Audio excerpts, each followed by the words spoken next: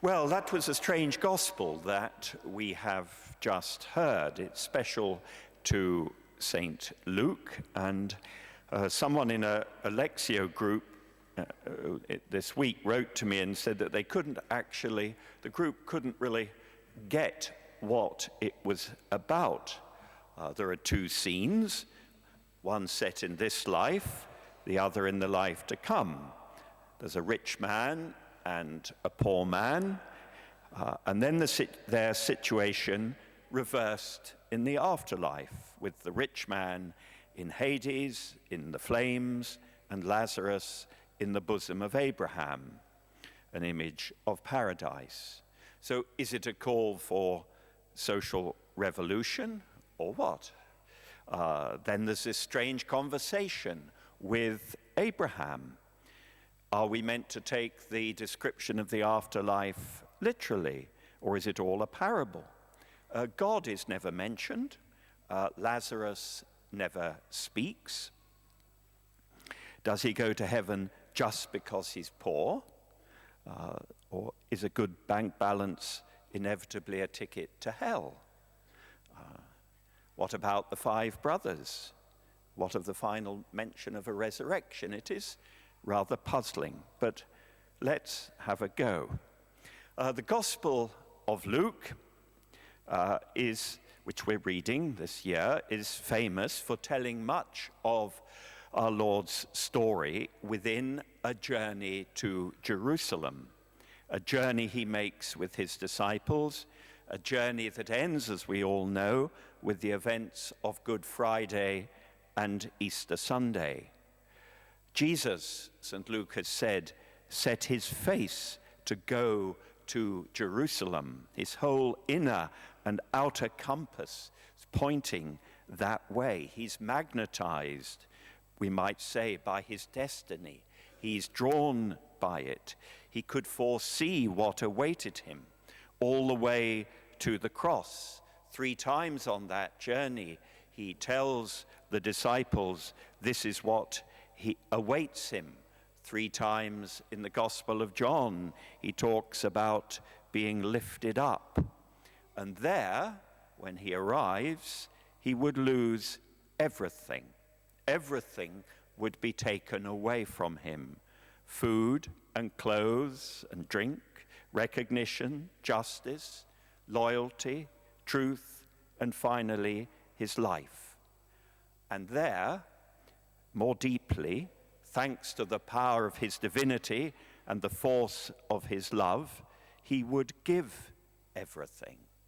And so when he's on this journey, and when he sees the signs, any signs of this self-giving in others, he would applaud it. He would hail them. Think of the poor widow putting just 2 coins into the temple treasury, giving more, he says, than all the rich people, all she had to live on.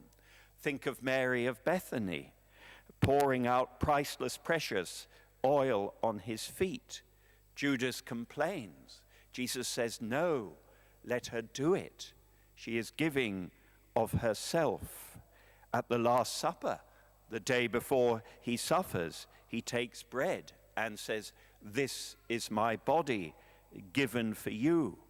This cup holds my blood, which will be poured out for you. St. Augustine says a beautiful thing about the piercing of Christ's side on the cross. He says it's like the opening of a purse. Out pours the wealth of Christ to pay the price of our redemption. Jesus, not rich with money or with things, but he's pouring out the real wealth, the wealth of his love for his Father and for us. And this is what was in the mind and heart of Jesus as he makes his way to Jerusalem.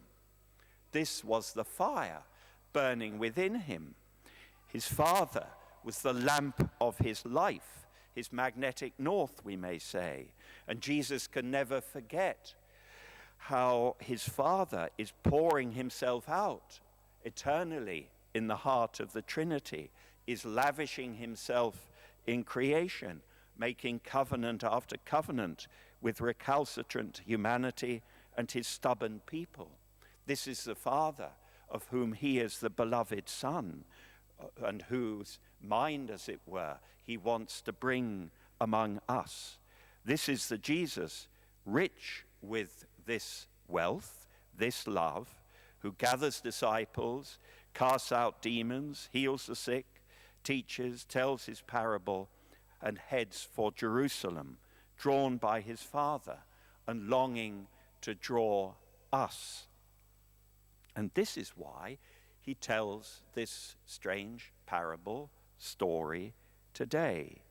Here's this rich man who is so poor in the essentials. And he's just described, Luke is a great writer, Jesus was a great storyteller. He's just described with two brushstrokes his clothes and his food. Now, clothes and food are two very personal things, aren't they? Very close to us. The clothes hug us on the outside, and the food reassures us on the inside.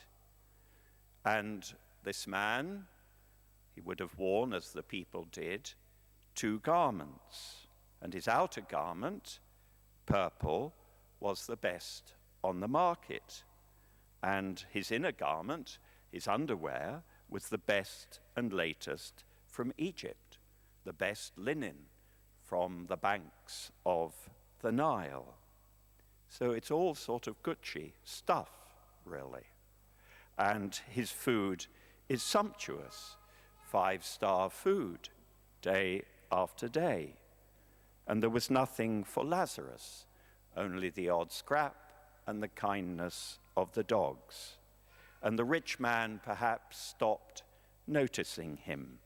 He had certainly stopped hearing Moses and the prophets, who had said, "Clothe the naked and share your bread with the hungry."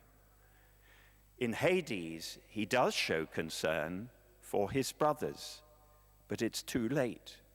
He had missed the brother right beside him.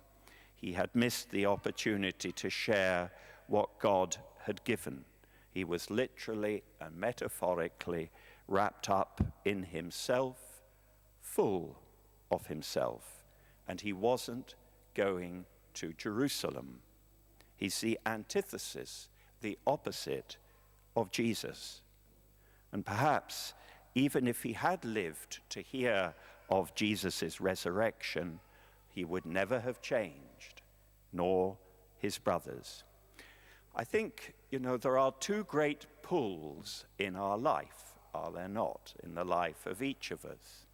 One is towards ourself, and one goes the other way, we might say, to Jerusalem, to the gift of self, to God, and to others. Now, self-love is not wrong, but when it is all that there is in us, then it is indeed wrong and destructive. It's very poignant in the story. Lazarus dies, it says, and was taken to the bosom of Abraham. The rich man dies, and it just says he was buried. He was buried. He was already buried in the tomb of himself. These two pools. Well, I very much like plums. I have to say that. And in my house this morning, I was alone in the kitchen. There was one plum left. I also had a guest. Well, they weren't there. And so I took the plum. So that, I'm afraid, is the kind of bishop you have. I wasn't going to Jerusalem. I was defeated by a plum. Well, to help this and wrap it up, there's that line of the prophet Amos, the first reading.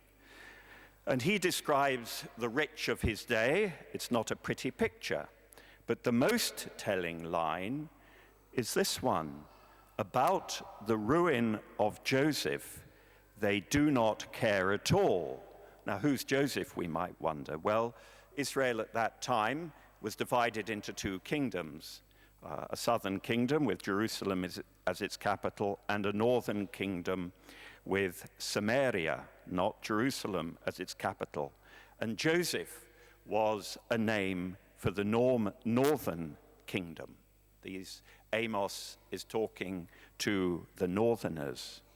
And maybe that line about the ruin of Joseph, they do not care at all, maybe that's the heart of it.